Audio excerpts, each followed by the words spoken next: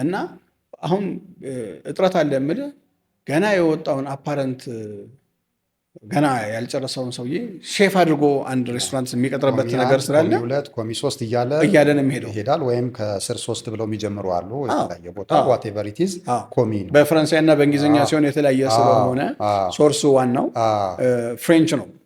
ሼፍ የሚለው መነሻውም እንዳልከው እስካፌርም ከዛው ስለሆነ የጀመረው የኪችን አደረጃጀት ስቴሽን ብሪጌድ ሲስተሙን ትልቁ እንግዲህ እዛን የተተከለ ነው። እስካሁን ደስ እኛም የምንጠቀምበት የኪችን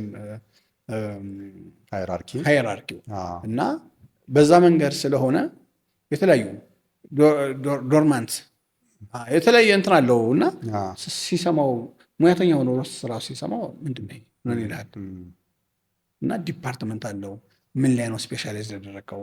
ከዛ ነው የእነዚህ ሁሉ ነገሮች እየተሰበሰበ ሼፍ ዲፓርቲ ትሆናለህ። የዲፓርትመንት ሼፍ ነው የምትሆነው።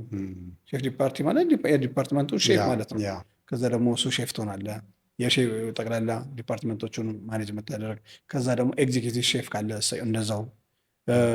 ከዛ በኋላ ነው የኤግዚኪቲቭ ሱ ሼፍ ካለ ከዛ በኋላ ደግሞ ዋናው ኤግዚኪቲቭ ሼፍ ትሆናለህ። ከዛ ማስተር ሼፍ እንግዲህ ከማስተር ሼፍ በላይ እስካሁን የለም።